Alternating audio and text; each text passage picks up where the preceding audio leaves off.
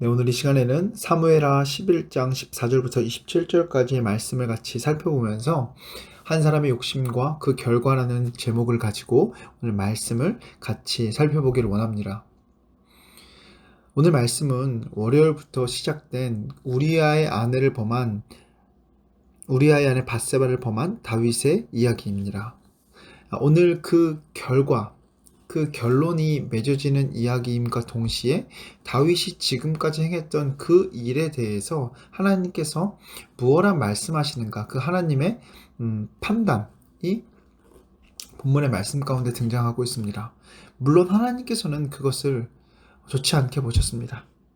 미리 말씀드리면 하나님께서는 이 행동에 대해서, 다윗의 행동에 대해서 하나님께서 보시기에 악하였다라고 얘기하시면서 다윗의 행동이 결코 선한 행동이 아니었음을 분명하게 이야기해 주십니다. 우리는 오늘 말씀을 통해서 하나님이 보시기에 악하다라고 했던 그 다윗의 행동을 살펴보고, 그 행동을 우리의 삶의 모습이 아니라 하나님께서 원하시는 삶의 모습으로 바꾸어서 오늘 하루를 살아갈 수 있는 저와 여러분들의 삶이 되었으면 좋겠습니다. 자, 먼저 14절, 15절의 말씀을 보면 이제 다윗은 우리아에게 편지를 들려서 요압에게 전달해 주라 라고 얘기하면서 전쟁터에 복귀시키려고 합니다.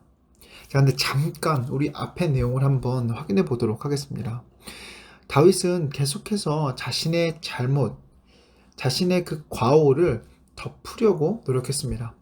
어떻게 덮으려고 했냐면, 자신이 밧세바와 동침해서 임신시킨 그 사실을 우리아를 소환해서 우리아가 집에 들어가서 그 아내와 관계를 맺게 함으로 말미암아 자신이 밧세바를 임신시킨 사실을 무마시키려고 하였습니다.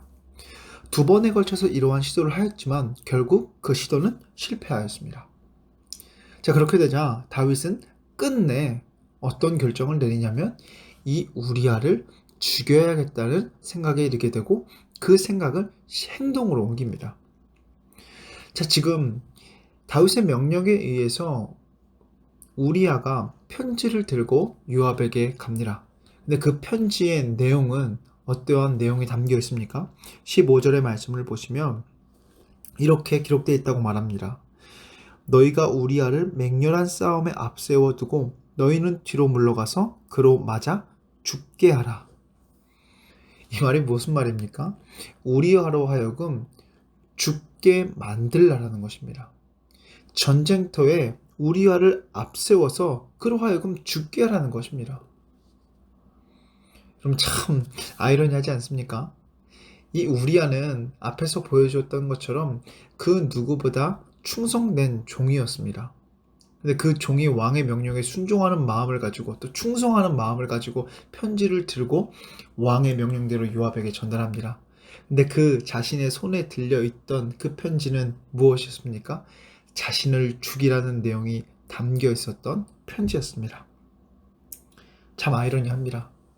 자, 그런데 요압이 이 편지를 받아들고, 요압 또한 충성된 종이었기 때문에 요압도 이 왕의 명령에 순종하는 것을 볼 수가 있습니다. 16절과 17절의 말씀을 보면 왕의 명령에 순종하는 요압과 그 결과로 죽음을 맞이하는 우리아가 등장합니다. 여러분, 지금 우리 이스라엘이 전쟁 중이라는 사실을 한번 떠올려 볼 필요가 있습니다. 자, 지금 전쟁 중이었고, 특별히 구체적으로 그 전쟁의 양상을 살펴본다면 라빠의 성을 지금 이스라엘 군대가 포위하고 있는 상황입니다. 그렇기 때문에 사실 이 전쟁은 그냥 가만히 있어도 승리할 수 있는 그런 전쟁입니다. 왜냐하면 성을 포위하게 되면 그 성 안에 있는 음식과 물로만 그 성에 있는 사람들이 버텨야 했기 때문에 시간만 흐른다고 한다면 그들이 항복하고 나아올 수 있는 상황이 바로 지금 현재 전쟁터의 상황입니다. 자, 그런데 그곳에서 다윗은 어떠한 명령을 내리냐면, 이 우리아를 앞장 세우게 해서 최전선에 내세워서 그를 죽이게 하라라는 명령을 내린 것입니다. 정말 이 작전은 다소 무리한 작전입니다. 굳이 하지 않아도 될 전쟁이지만 다윗은 이 우리아를 죽이기 위해 이러한 작전과 명령을 감행합니다. 자, 그 결과 어떻게 되냐면 당연히 이 우리아가 죽음을 맞이하게 됩니다. 자, 그런데 이 우리아만 죽는 것이 아니라 17절의 말씀을 보면 다윗의 부하 중 몇 사람이 엎드려졌다라고 이야기를 합니다. 우리아뿐만 아니라 이 다윗의 충성된 종들도 죽음을 맞이하게 됩니다. 한 사람을 죽이라는 명령에 그 사람과 아무런 관련되지 않는 다른 사람들까지도 희생을 하게 됩니다. 자, 그럼 어찌되었든 이제 이 상황이 이렇게 마무리되고 요압은 전령을 보내서 다윗에게 이렇게 얘기합니다. 왕이시여, 당신이 나에게 내린 명령을 이러이러하게 제가 수행했습니다. 비록 전쟁에는 진 것 같았지만 뭐라고 얘기하냐면 당신이 나에게 내렸던 그 우리아를 죽이라는 명령은 내가 해냈습니다 라고 얘기하면서 왕이 요압에게 내렸던 명령에 자신이 순종했음을 반드시 언급을 하게 합니다. 자, 이 상황에서 다윗은 전령을 통해 상황을 듣습니다. 자, 그런데 다윗에게 중요한 내용은 무엇이었겠습니까? 이 전쟁에서 다른 신하들이 죽었다는 내용, 그리고 이 전쟁에서 이 전투에서 패했다는 내용이 그에게 중요한 내용이었겠습니까? 아닙니다. 우리아가 죽었다라는 소식만이 다윗이 기다리고 있었던 소식이었을 것입니다. 자, 근데 전령은 다윗이 기다렸던 소식을 그에게 전해줍니다. 아마 다윗은 오늘 본문의 말씀에 등장하지는 않지만 그 소식을 듣고 정말 마음이 기뻐했을 수 있습니다. 그토록 기다리던 소식이었고 이제 이 일이 자신의 가호가 덮어지고 마무리되는구나 생각했을 것입니다. 그러면서 다윗은 뻔뻔하게 뭐라고 얘기하냐면 25절의 말씀을 통해서 야, 전쟁에서 패할 수 있어. 하지만 앞으로 더 힘써 싸워서 함락시켜라 라는 명령을 내립니다. 자, 이제 다윗은 자신의 이 과오가 덮어지고 마무리되는 것처럼 생각을 합니다. 하지만 이 결과로 인하여서 또 다른 사람이 슬퍼합니다. 우리아가 죽었다는 소식이 전해지자 그의 아내 밧세바는 슬퍼합니다. 26절의 말씀을 보면 이 우리아의 아내 밧세바가 슬퍼하였고 크게 소리내어 울었다라고 얘기합니다. 특별히 어떤 성경학자는 이 26절의 말씀에서 밧세바라는 이름을 넣지 않고 우리아의 아내라고 표현함으로 인해서 이 다윗이 범했던 그 밧세바는 다윗이 동침해야 할 대상이 아니라 우리아의 아내였다는 사실을 다시 한번 확인시키면서 다윗의 잘못을 간접적으로 지적하고 있다고까지 얘기를 합니다. 자, 다윗의 욕심에 의해 시작된 행동으로 인해 우리아가 죽고 다윗의 종들이 죽습니다. 부하들이 죽습니다. 그리고 밧세바가 슬퍼합니다. 여러분, 그리고 결국 오늘 이 27절 말씀을 보면 장례를 마치고 다윗은 그 밧세바를 왕궁으로 데려와 그로 인하여서 아들을 낳게 됩니다. 자, 이제 이 일이 마무리되는 것 같은데 그 맨 마지막에 하나님께서 뭐라 말씀하시냐면 다윗이 행한 그 일이 여호와 보시기에 악하였더라 라고 얘기해 주십니다. 자, 이제 월요일, 화요일, 수요일까지의 우리 말씀을 통해서 다윗이 범했던 그 행동, 우리아의 아내 밧세바를 범했던 그 행동이 어느 정도 마무리되어지고 있는 것 같습니다. 자, 다윗의 이러한 잘못된 행동의 출발이 무엇이었는가 우리는 확인해 볼 필요가 있을 것 같습니다. 다윗은 자신의 육신의 욕망에 의해서 이러한 일들을 진행하게 됩니다.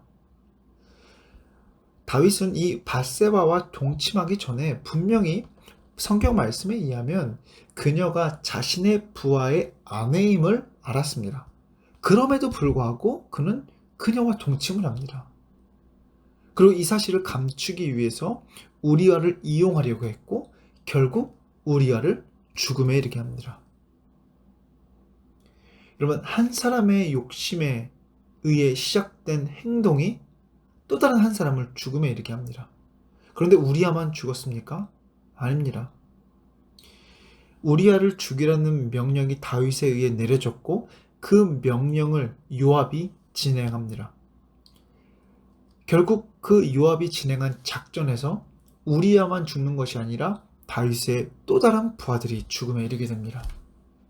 그리고 또한 이 문제에 대해서 아무것도 모르는 요압 또한 무고한 사람을 죽이는 일로 인해서 손을 더럽히게 됩니다. 자, 이뿐만이 아닙니다. 사람이 죽어나갔을 뿐만 아니라 또 다윗의 이 욕심에 의한 행동으로 인해서 사람이 슬퍼합니다. 한 여인이 너무나 슬퍼합니다. 자신의 남편을 전쟁터에서 잃었으니 얼마나 슬펐겠습니까? 여러분, 오늘 우리는 다시 한번 깨닫게 됩니다. 한 사람이 얼마나 중요한가를 깨닫게 됩니다. 그리고 그 사람이 왕이나 리더의 위치가 있다고 한다면 그 중요성은 더 중요해진다는 사실을 우리는 깨닫게 됩니다. 그 왕의 한 사람이 욕심에 의한 행동에 의해서 많은 사람들이 죽음에 이르게 되고 슬픔에 빠지게 되고 좌절하게 됩니다. 여러분, 우리는 이 다윗의 행동을 통해서 분명히 알아야 합니다. 자신의 육신의 욕심에 의한 그 행동의 결과는 많은 사람들을 죽음에 이르게 할 뿐만 아니라 슬픔에 이르게 할 뿐만 아니라 결과적으로 그 행동은 하나님께서 악하다고 말씀하시는 것을 우리는 오늘 말씀을 통해 분명히 깨달아야 합니다. 여러분, 우리는 무엇에 의해 움직이고 있습니까? 혹시 다윗과 같이 내 육신의 욕심과 욕망에 의해서 움직여지고 있지는 않습니까? 하나님께서는 분명히 오늘 말씀을 통해 이야기하십니다. 다윗이 행했던 그 행동은 여호와 하나님 보시기에 악하였다라고 말합니다. 우리의 육신의 욕심과 욕망에 의한 행동은 결코 하나님께서 원하시는 행동이 아닙니다. 오늘 우리가 서 있는 그곳에서 내 육신의 욕망과 욕심에 의한 행동이 아니라 하나님께서 원하시고 기뻐하시는 삶의 모습으로 나아가기를 원합니다. 왜냐하면 내가 서 있는 그곳에서 육신의 욕망과 욕심에 의해 행동했을 때에 많은 사람들이 슬퍼지고 때로는 많은 사람들이 상처받고 심지어 죽음에 이르게 되는 결과를 가져오기 때문입니다. 그리고 하나님은 그 행동에 대해서, 그 삶에 대해서 분명히 악하다 말씀하고 계십니다. 오늘 여러분들이 있는 그곳, 직장, 학교, 가정, 그곳에서 다윗과 같이 내 욕심대로, 내 욕망대로 행하는 것이 아니라 여러분들이 서 있는 그곳에서 하나님이 원하시는 그 길이 무엇인가를 찾고 그 길을 향해 나아가기를 원합니다. 그리고 그 길을 향해 나아감으로 말미암아 하나님이 원하시는 길로 걸어갔다 인정함 받고 그 길을 걸어감을 통해서 우리 주변에 직장과 학교와 가정과 내와 함께 있는 모든 사람들에게 예수 그리스도의 향기를 풍기며 새로운 삶을 또 새로운 생명의 향기를 풍기며 살아가는 저와 여러분들의 삶이 되기를 주님의 이름으로 간절히 소망합니다. 기도하시겠습니다. 하나님, 감사합니다. 오늘 다윗의 모습을 통해서 우리의 삶의 모습을 다시 한번 돌아봅니다. 다윗의 육신의 욕망과 욕심에 의한 행동은 많은 사람을 죽음에 이르게 하였고 슬픔에 빠지게 하였습니다. 그리고 하나님은 분명히 그 모든 행동들이 악하였다 말씀해 주셨습니다. 하나님, 오늘 하루 우리의 삶의 모습이 이러한 모습이 되지 않기를 원합니다. 악한 모습이 되지 않기를 원합니다. 내 욕심과 욕망에 이끌리는 모습이 되지 않게 하여 주시옵소서. 내가 서 있는 그곳에서 하나님이 원하시는 삶의 모습으로 살아갈 수 있도록 늘 인도하여 주심으로 말미암아 나로 하여금 이 세상 가운데 예수 그리스도의 향기를 풍기며 살아가는 귀한 하나님의 자녀가 될 수 있도록 오늘 하루 꼭 도와주시고 인도하여 주시옵소서. 이 모든 말씀 예수님의 이름으로 기도드립니다.